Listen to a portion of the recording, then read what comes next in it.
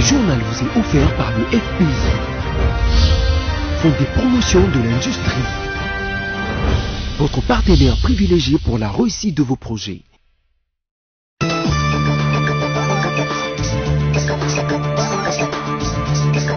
Tout le plaisir est pour moi de vous informer, mesdames et messieurs, bonsoir et bienvenue à ce journal télévisé sur BSC TV. Le chef de l'État congolais est arrivé ce vendredi 12 avril 2019 dans la ville de Lubumbashi, dans le Haut-Katanga. Sur place, Félix-Antoine Tshisekedi a présidé le Conseil supérieur de la défense afin de mettre en place des stratégies pour éradiquer l'insécurité récurrente qui sévit dans la capitale cuprifère. Après Lubumbashi, Félix-Antoine Tshisekedi se rendra à Goma, dans le Nord Kivu.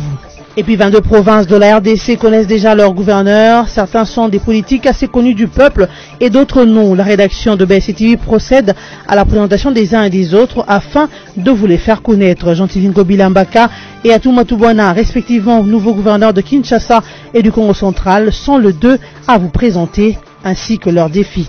En sport, Coupe d'Afrique des Nations Égypte 2019, le tirage au sort pour la composition des poules se fera cette nuit de vendredi 12 avril 2019 par la Confédération africaine de football.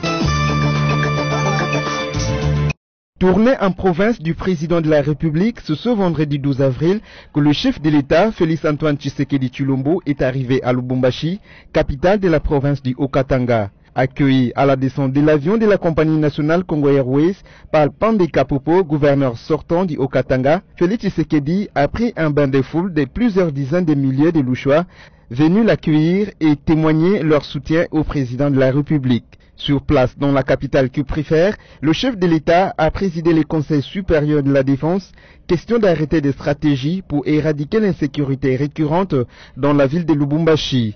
Car, depuis quelques mois, la capitale économique RD congolaise est secouée par un banditisme à forte dose. Selon les sources concordantes, ces malfrats avisent leurs prochaines victimes de leur visite à domicile. Une visite qui a lieu généralement la nuit. Des sources crédibles, il est également signalé la rencontre entre le chef de l'État et les gestionnaires du poste frontalier de Kasumbalesa. Ce, en vue de régler la situation d'écoulage des recettes de l'État à cette frontière combien importante pour la RDC. Les mêmes sources indiquent aussi que Félix Tshisekedi, après Lubumbashi, se rendra à Goma dans le Nord Kivu.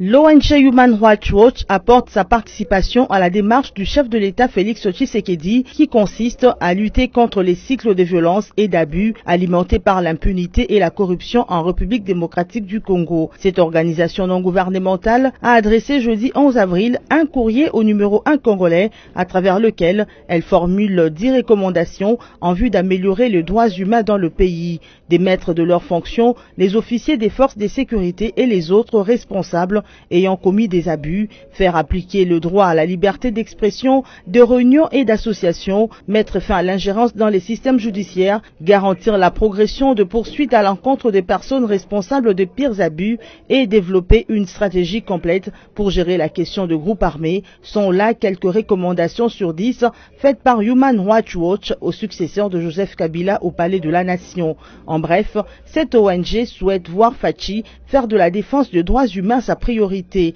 Le directeur exécutif de cette ONG internationale, Kenneth Roth, qui signe ces courriers, demande également au chef de l'État de rompre de façon décisive avec l'ancienne administration kabiliste et d'adopter des changements systémiques qui profitent à toute la population de la RDC.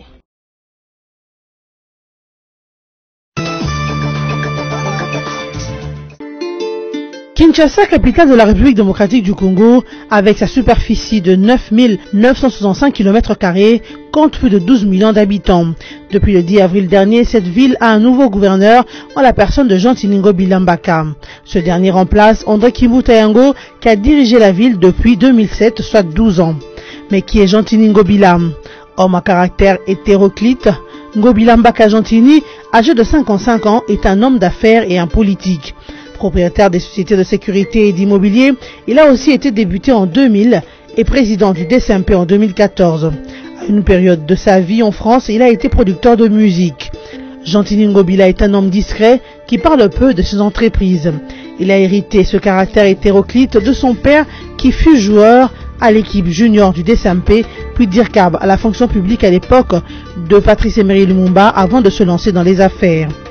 Élu gouverneur de Kinshasa pour les 5 prochaines années, avec 27 voix sur 48 que compte l'Assemblée provinciale de Kinshasa, Jean-Tini Ngobila a face à lui plusieurs défis à relever pour Kinshasa. Le plus connu sont l'insalubrité criante qui a fait de la capitale Kinshasa la poubelle, le délabrement des routes, l'insécurité avec le phénomène Kuluna et l'immoralité qui bat son plein à Kinshasa. Ex-gouverneur de la province du Maïndombe en 2015, Jean-Tini Ngobila, comme les 9 autres candidats en lice pour le poste de gouverneur à Kinshasa, ont battu campagne sur les problèmes socio-économiques et environnementaux de la population de Kinshasa. Par ailleurs, dans le Congo central, c'est Atou Matubwana, vice-gouverneur et gouverneur intérimaire depuis juillet 2018, qui a été élu gouverneur de province avec 26 voix sur 41 votants à l'Assemblée provinciale du Congo central. Il devra diriger pendant 5 ans une population élevée à près de 6 millions d'habitants. Le Congo central étant la province la plus occidentale de la RDC et la seule ayant un accès à l'océan et parmi les plus actives, avec une économie très développée. Elle est aussi l'une des provinces les plus touristes de la RDC qui se résume par sa position géographique et historique, sa richesse forestière, son sol arable, son chemin de fer reliant la ville de Kinshasa à la ville portuaire de Matadi, le pont Maréchal, reliant la ville portuaire de Boma à celle de Matadi et donnant accès à la plage de Mwanda et les barrages hydroélectriques. Atou Matubwana a plusieurs potentiels à mettre en valeur afin de plus valoriser la province du Congo central.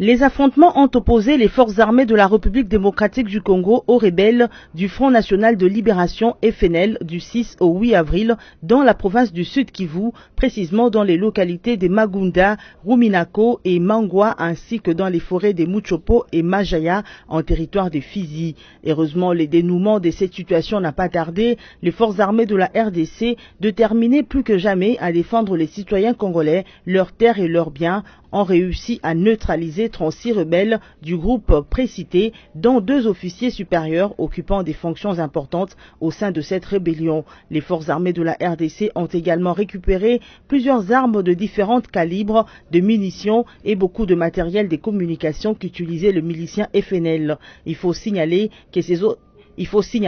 que ces affrontements ont également coûté la vie à 3 éléments de l'armée congolaise. Le général de brigade Rougaï Sengabo David, commandant des opérations Sokola 2, a dans un communiqué demandé à la population des territoires des Fizi et Ouvira, victimes de dernières violences, de collaborer avec l'armée pour éradiquer effectivement l'insécurité dans ces zones du Sud.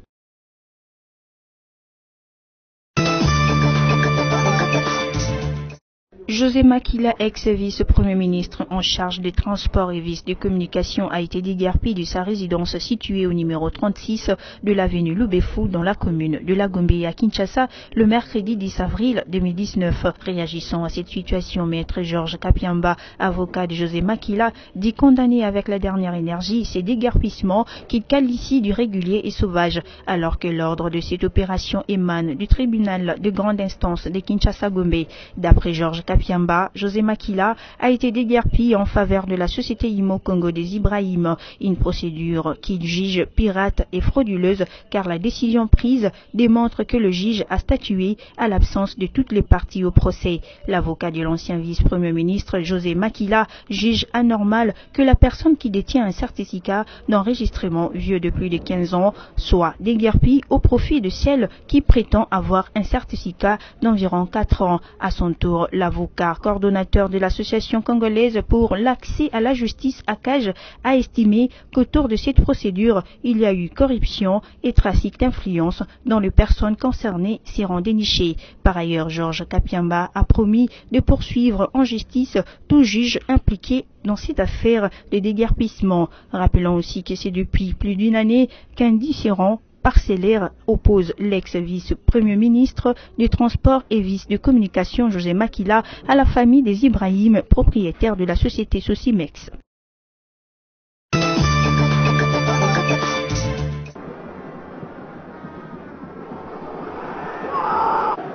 Après avoir dévoilé les différents chapeaux pour le tirage au sort de la phase finale de la Coupe d'Afrique des Nations édition 2019, le jeudi 11 avril dernier, la Confédération africaine de football va procéder ce vendredi 12 avril au Caire en Égypte au tirage au sort pour la composition de poules qui auront chacune 6 équipes.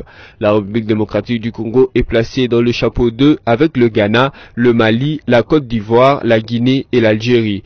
L'Égypte, pays hôte, et le Cameroun tenant du titre sont classés dans le premier chapeau conformément au nouveau règlement de la Coupe d'Afrique des Nations. Il s'est de rappeler ici que cette phase finale de la CAN Égypte 2019 va se disputer du 21 juin au 19 juillet 2019 et elle aura comme particularité la participation pour la première fois de l'histoire de la compétition des 24 sélections. Ainsi donc, à la fin du premier tour, les 2 premiers de chaque poule ainsi que les 3 meilleurs troisièmes seront qualifiés pour le 8e de finale. Place à présent au rappel de principaux titres de ce journal. Le chef de l'État congolais est arrivé ce vendredi 12 avril 2019 dans la ville de Lubumbashi, dans le Haut-Katanga. Sur place, Félix-Antoine Tshisekedi a présidé le Conseil supérieur de la défense afin de mettre en place des stratégies pour éradiquer l'insécurité récurrente qui sévit dans la capitale cuprifère. Après Lubumbashi, Félix-Antoine Tshisekedi se rendra à Goma, dans le Nord Kivu. Et puis 22 provinces de la RDC connaissent déjà leurs gouverneurs. Certains sont des politiques assez connus du peuple et d'autres non. La rédaction de BSC-TV procède à la présentation des uns et des autres afin de vous les faire connaître. Jean-Tilingo Bilambaka et Atoumata Bwana, respectivement nouveaux gouverneurs de Kinshasa et du Congo central, sont les 2 à vous présenter ainsi que leurs défis. En sport, Coupe d'Afrique des Nations Égypte 2019, le tirage au sort pour la composition des poules se fera cette nuit de vendredi 12 avril 2019 par la Confédération africaine de football. C'en est fini pour ce soir, mesdames, messieurs. Merci de votre fidélité continue.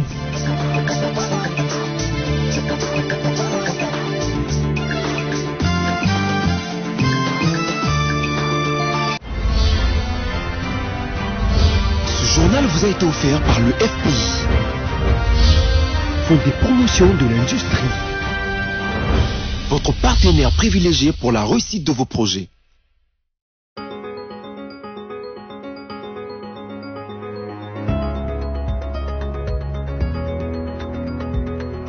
Bienvenue à cette revue de presse en ligne de ce vendredi 12 avril 2019.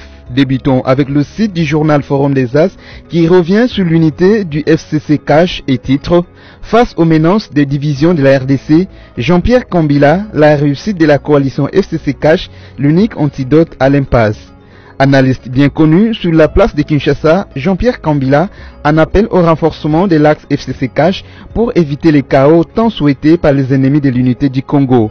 Le microcosme politique congolais a subi dernièrement une barasque qui a failli se transformer en véritable tornade du genre de celle qui ravage saisonnièrement certaines parties de notre planète en ces temps de changement climatique. Grâce à Dieu, qui ne cesse d'inonder ce pays de ses bénédictions, le dernier coup de vent s'est calmé avant que les lignes rouges ne se trouvent débordées par la virulence des monts.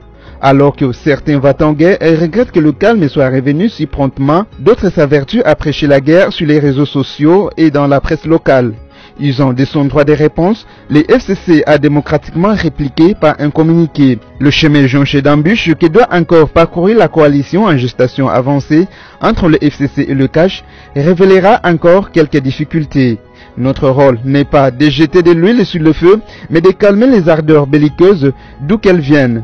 Au vu du passé traumatisé de notre pays, d'énormes et délicats enjeux du futur, il n'y a aucun doute que d'autres grands défis attendent les responsables des 2 bords politiques qui tentent de se rapprocher. Le site actualité.cd, quant à lui, revient sur la recrudescence du virus Ebola au Nord Kivu et écrit « Ebola RDC vers une urgence de santé publique de portée internationale ». Selon ce site, le directeur général de l'Organisation mondiale de la santé, Dr Tedros Adhanom, a invité le comité des règlements sanitaires international à se réunir une nouvelle fois ce vendredi 12 avril pour déterminer si l'épidémie d'Ebola qui frappe les provinces du Nord Kivu et de l'Ituri depuis 9 mois constitue une urgence de santé publique de portée internationale comme pour l'épidémie d'Ebola en Afrique